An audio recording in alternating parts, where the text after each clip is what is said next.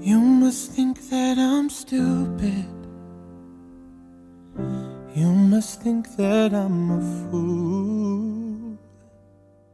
You must think and I kind of had this weird epiphany when I was in Toronto talking to some of the women there, and maybe as a gay man I've always felt like, also because I feel like the school and my ethos has always been about representing the little person, that the little person can become all the things that we want to become, even if you always feel like you're on the outside.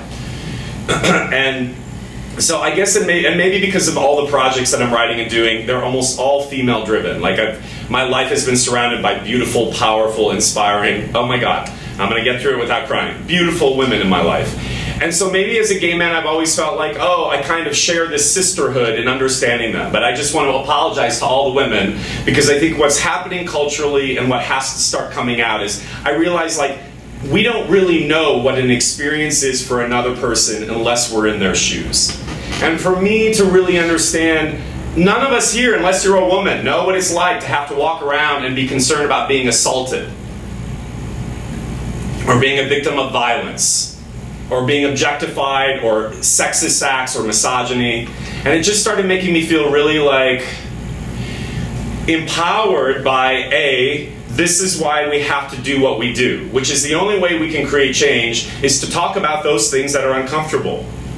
And create stories, or work a methodology, or be an artist, so that we're trying to share back with humanity, what would it be like if you try to understand somebody else's perspective? So I was out with Meredith after Saturday. We went out and we had dinner, and then we went to a dance bar called Cruise and Tangos, which was a gay bar, of course, and we had so much fun. And then, I don't know, she left early, and then I left like at 12:30, and I was with some other friends, and I got an Uber.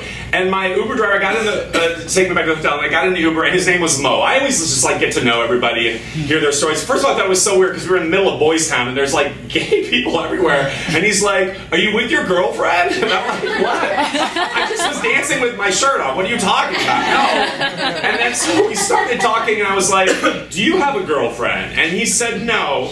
And so I was like, "Well, what kind of girls do you like? What kind of women do you like?" And he's like, "I like a simple girl." And you know, even at 12:30, and I was a little tipsy, of course I went off on, what does that mean? A simple girl. And here's the thing. I really do feel, by the time he dropped me off at my hotel, I feel like we had an exchange where he started thinking about things in a different way. That's our job, and that's the empowerment we create when you're brave enough to share with people from a loving, compassionate place to help people figure out a greater way of being in the world, changing narratives. He comes from a different culture, and so culturally, that's probably how they still see women. I was like, "Honey child, you ain't gonna find no simple girl here." First of all, that's a construct. That's a construct. Even if you think a girl is simple, what's going on inside is not so simple, because she's human. See what I'm saying?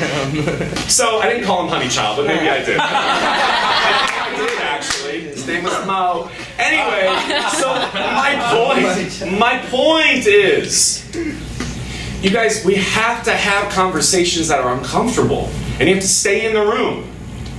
And I started thinking of this last point because, of course, I flew in. It's 102 degrees here, and I was in Toronto, and Toronto was like, Toronto's notoriously cold, and it was like 80 degrees, and all the leaves had changed colors. We were talking about like, whoa, what is happening with weather patterns? And I just think it was so interesting when I went and saw Al Gore's new movie, and he was there at the premiere, and I got to hear him speak.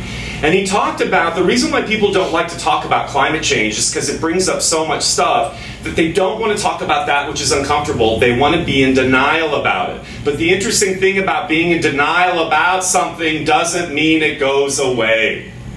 That's the great aha. You can't just bury it under. Again, I'm talking to this German dude, and we were talking about the refugee situation, especially in Germany, because Germans have taken in more refugees than any other country in Europe.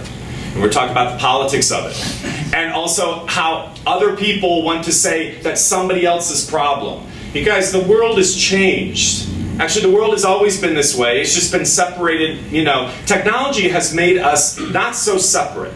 So we have to start coming to terms with The power we wield as artists and citizens of this planet to talk about and inspire people, not just in the work, but also as platforms out in the world. I kept saying to the Canadian people, you guys, your platform maybe gets bigger if you're famous, but it doesn't matter. You don't have to be famous or have billions of Instagram followers in order to make a difference. You make a difference just by sharing what's going on for you with an Uber driver. You make a difference turning and getting to know somebody in the seat next to you on a flight and talking about climate change. That's how empowered you are. And you actually have a deeper intuition maybe to things because you're an artist. So I think it's really important that we hold on to those things as we finish up this year. And I think it makes me proud to be an artist. And that is really artistry. Artistry isn't being famous. Artistry is sort of the consciousness you bring to how you move through the world. Hi, I'm Shailene Woodley. Hi, I'm Ruby Rose. Hi, I'm Brianne Howie. My name is Olivia Taylor-Dudley. Hey, how's it going? Hey. You always learn from your worst auditioning story.